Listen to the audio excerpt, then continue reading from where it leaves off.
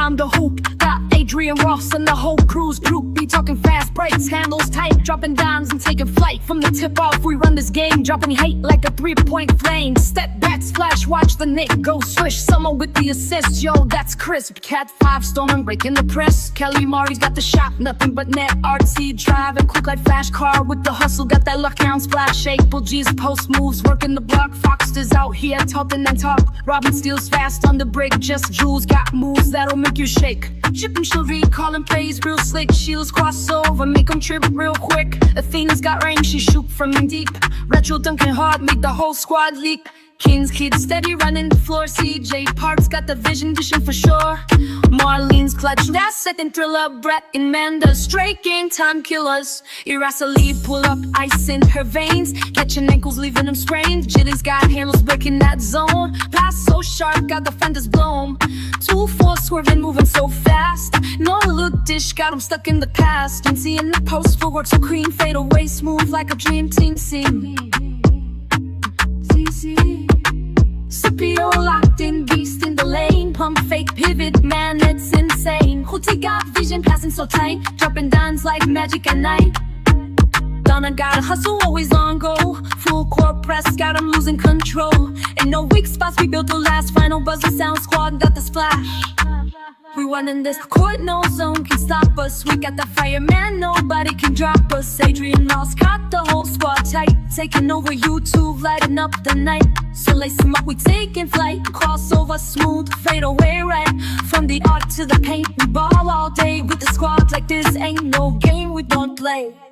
Yes, yes, yes. Fever Dreams.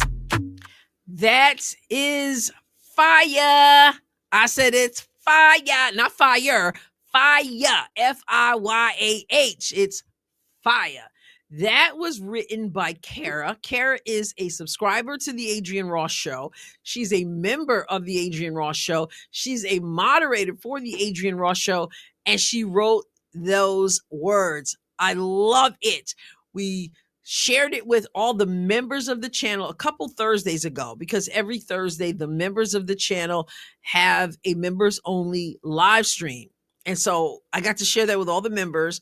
And then on Friday night, just this Friday night, yesterday, because today's Saturday, I did a live stream, for a public live stream, and I played it again a couple times to everybody who was loving it. You noticed some names, and those are names of members of the channel. Of course, she couldn't put every person's name who's a member of the channel, but she put several people's names in there. I love it. I think it's hot. I hope you enjoy it. Fever Dreams. It's called Fever Dreams. And now I'll say what I usually say first. Welcome to another episode of the Adrienne Ross Show, where sports and culture, and sometimes music, connect. Entertainment. I just shared a little bit of entertainment with you. Well, Caitlyn Clark has taken a step into the entertainment world, not of her own volition. No. See, all Caitlyn Clark wanted to do for about all of her life was play basketball. She watched the WNBA. She had a favorite player, Maya Moore. We've all heard her talk about Maya Moore. She got to go to games, including watching Maya Moore play. So she had a dream. And her dad and her mom helped her to realize that dream by changing the landscape of the yard and making sure she had a place to play and practice. And practice she did, and was extremely good. So she plays every chance she gets, everywhere she gets to play. Goes to college, breaks all kinds of records, builds confidence, and that dream is there. One day, I too will play in the WNBA. One day, I'll be able to sign autographs for young people like I experienced. One day, I'll be embraced by fans, as I was a fan who embraced the players of the league. Because, see, this league is where I want to be. This is worthy of pursuing. And she did. She worked hard. She honed the abilities. I believe that God has given her abilities And yet we have to steward those gifts and talents and things that God gives us. And she did that and continues to do that. And then about a year ago, WNBA draft for 2024, Caitlyn Clark, as expected, went number 1. Can you imagine that? In some ways, it seems really fast. In other ways, it seems like a long time ago. But it was a year ago because Monday is the 2025 draft. Caitlyn was selected first in the 2024 draft. She went to the Indiana Fever. Seems like exactly what she liked. And of course, it didn't start the way she liked, but she was living her dream. She had walked into her dream. Little did she know, growing up in college, and certainly a year ago, that when she entered the league, she would have to deal with all kinds of stuff. I mean, basketball is entertainment, as I mentioned entertainment a moment ago. She just was looking forward to being a part of that sports entertainment. She figured that she'd be embraced. And then didn't take long before she figured out that dreams don't always unfold the way we want them to. Now, obviously, she had quite the rookie season, was rookie of the year, broke 62 records, just lit it up, especially in the second half of the season. Ended up being 4 in MVP voting, something that some people laughed at, the idea that she would be even mentioned in that conversation. She's done a lot of good with a lot of hard work. She's earned the respect that she gets. She's earned the accolades she has. And it looks good going into year 2, as she has continued to work on her game, as her teammates have worked on their games, as the Fever has brought in great pieces. And we'll get to see exactly what they're able to do with the pieces the team has. But Caitlyn Clark never expected, I'm sure, that it would blow up as big as it is, right? She told David Letterman, like, she never imagined what it is right now. And what it is right now is she can't go anywhere without being recognized. There are young people who just want to get an autograph, who come with their families with signs that say, I came 2,000 miles to meet Caitlyn, and not just young people, but older people. Some people had never even watched basketball before, never watched women's basketball or basketball at all. She never imagined that the arenas would be sold out like they are. She never imagined that wherever she went, it was like a home game. But she's living that. She's living that now. But in addition to that, she never imagined that she would be received in such a brutal way, for lack of a better phrase, that people would seek to minimize her talents, that people would say it's because you're white that you get the opportunities you have, as if the basketball knows the color of the hand that's on it when it's released. Little did she know that there would be people who would purposely try to take her down. She came into the league, and that even after her first year, even after the accolades, even after the rookie of the year, after she's lived up to the hype, that they would still try to disgrace her name. Her fans, yeah, that's one thing, and that's not cool. But even her name. This was after the first year of wanting her to take on the cares of the whole world and to speak out against everything and do what no one else has had to do before, which of course she'd already been doing, because she's always given respect to the players. Anyone who's listened to her talk understands how grateful she is to be in the league, how much she's wanted it, how much she's respected it. But she's got to do more, because she's Caitlyn and because she's got privilege, and somehow the Caitlyn Clark from Iowa has to carry the weight of the world upon her shoulders and constantly hold the ladder up. She's handled it, as Kelsey Mitchell has said repeatedly, with incredible grace, with incredible class, really. And I know many of us who were fans, some of us came back to the league because of Caitlyn. Some came to the league for the first time. Some left because of what they saw and they couldn't stand what they saw. But many of us thought, well, this is going to be fun. We're going to get to see the logo threes on a regular basis. We're going to get to see the pinpoint passes. It's going to be great. And then they got the same wake up call that Caitlyn Clark got. And like I said, some of them said, see ya, can't do this. But there was hope that things would change going into season 2, as Caitlyn Clark has proven herself. And hopefully they thought the social media cesspools would die down, and it wouldn't be about, oh, you've got privilege. It wouldn't be about the race baiting. It would be about basketball. And I have hope that things can change. But as we are about to enter into season 2, I think it's ramping up. The goalpost is being moved. Now it's, you don't have a college championship, so you definitely can't be one of the top college players. And then, of course, the constant race baiting continues because it's constant. We thought it would not be, but it's constant. And you get people releasing articles to try to minimize her impact on the league. And so they point out other players, and Angel or Asia, whomever else they can come up with, and say, well, they've got more social media clicks and likes and followers. And so they are really the ones leading. Everything to minimize what Caitlyn has done. And all she's done is brought more eyes, more people, more revenue, should be more fun, more profitable, more promising. But it's almost like she's got to fight to help the league be what she's always believed the league was, I guess. Certainly wanted it to be. You got former NBA players like Etan Thomas race baiting in a nauseating article to create division. Oh, why don't they like Paige like they like Caitlyn? Oh, it's because Paige likes black people.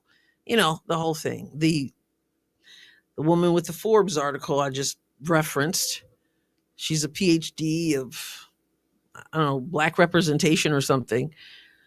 And that whole thing about black girl magic, again, to minimize Caitlyn Clark.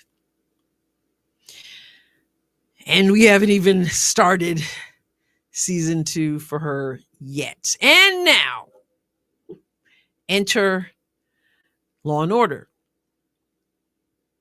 Because somehow it's a crime to be white.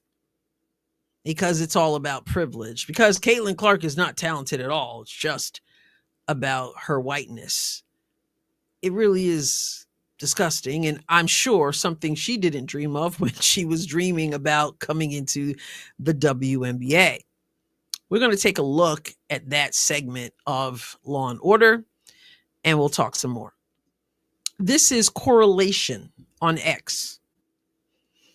Interesting, huh? Caitlyn Clark.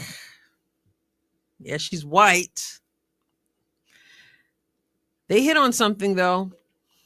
They hit on some of the things that Charles Barkley had talked about when he talked about the jealousy and the cattiness, etc. But instant success. He mentions the white girls. Instant success. Well, you know, it's sort of like you ever heard of an overnight success? It only takes years to become an overnight success. But this continual thing about race, where Caitlyn Clark is concerned, is really a shame. And it's nauseating. And I've been using that word a lot. And I don't generally use that word, but somehow it seems to fit when it comes to the media concerning Caitlyn Clark, when it comes to some of the players concerning Caitlyn Clark. And here we are, Law and Order. Now, I didn't watch I don't watch Law and Order, so I don't know what the whole episode was. Are they making a mockery of the WNBA players? Are they making a mockery of the narrative? Or are they making a mockery of Caitlyn Clark and trying to minimize Caitlyn Clark? Either way, it's tired. And I think it does damage to the league. Who in the world sees someone who is bringing eyeballs and giving everyone an opportunity to shine. And yet you continue this tired narrative that it's just about white privilege and almost like you don't deserve it. It's really weird. It's like self-sabotage as far as I'm concerned. But there it is. Caitlyn Clark on Law and Order and the growing narrative about whiteness. And we just thought we were going to be watching basketball. But that's not the end of the story. I'm actually going to share something from Family Guy. Can you imagine? I didn't think I'd be sharing anything from Family Guy. I've never watched Family Guy, but I saw this little clip. And maybe there is hope. Ken Swift posted this on X. Here we go. WNBA. There's a Mystic Sparks game today. Remember who won that? I don't even know what city they're from. Which one has Caitlyn Clark? I don't know. Both of them? Neither? Man, she's the best, maybe. I'm going to play this one more time just because. Here we go. WNBA. There's a Mystic Sparks game today. Remember who won that? I don't even know what city they're from. Which one has Caitlyn Clark? I don't know. Both of them? Neither? Man, she's the best, maybe. She's the best. Now, I don't know these characters' names, but obviously it's a little jab at the WNBA. Like nobody, I don't know who these people are. I don't know Caitlyn Clark. And then the one guy says she's the best. And I think that it would serve everyone well to recognize that Caitlyn Clark brings the best to the WNBA. Not only is she a great basketball player, not only is she doing things that no one has seen in the women's game, but she's bringing eyeballs on everyone. A rising tide lifts all boats. So you get Law and Order on Friday, doing the race baiting, whatever their motives were. And then you get Family Guy on Friday. Let me tell you about Caitlyn Clark. She's the best. Now, as I've said before many times, there have always been great players in the WNBA. The media are not doing them any favors with the constant trying to diminish someone whose whole desire has always been to play in this league, to compete in this league, to draw attention to the other players in this league. And all they're trying to do is quench your fire, which is quenching their own fire. Like I said, self-sabotage. That's where we are. And I believe as she gets better, as the Fever hopefully does even better this year than last year, I expect there'll be more attempts to try to diminish Caitlyn Clark with the race baiting, with the goalpost moving, with all the tiring stuff that goes on. And the sad thing is, there's going to come a time perhaps where the people who are just there to cause trouble, they're going to be gone. And then some of the people who are supporters, they might be gone too, because some people find this, like I said, nauseating. Meanwhile, Caitlyn continues to ball out. And I do hope that she does not make a habit of giving in to the pressures that come with all this nonsense. Stand your ground, play basketball, and don't give them the satisfaction of doing anything other than what you've already been doing, which has been pretty good. Don't get into the other stuff, Caitlyn. That was a bit of a rant, I guess, though kind of mellow for me. But I appreciate you listening. I'd appreciate your thoughts, your respectful thoughts. Subscribe to the channel if you haven't done so. I'll catch you next time, God willing. God bless you abundantly. We're going to go out on Kara's song, so you get to hear it once again. Hit the like button, y'all. It's fire. Fever Dreams right here.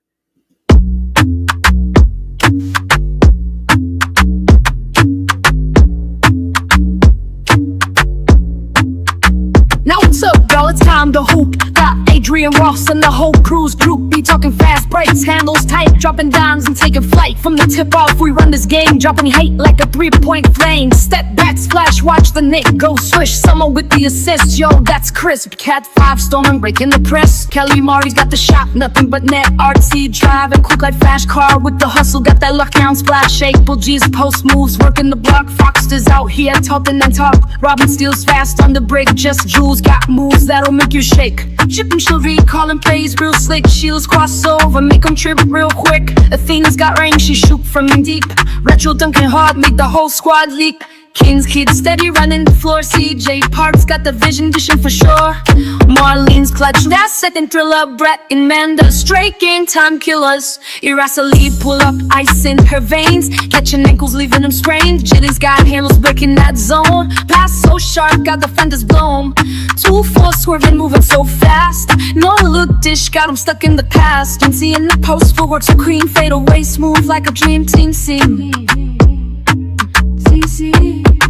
Scipio locked in, beast in the lane. Pump fake pivot, man, it's insane. Hootie got vision, passing so tight, dropping dimes like magic at night. Donna got a hustle, always on go. Full court press, got him losing control. And no weak spots, we built the last final buzzer. Sound squad got the splash. We running this court, no zone can stop us. We got the fire, man, nobody can drop us. Adrienne Ross got the whole squad tight, taking over YouTube, lighting up the night. So lace them up, we taking flight. Crossover smooth, fade away right. From the art to the paint, we ball all day with the squad like this ain't no game we don't play.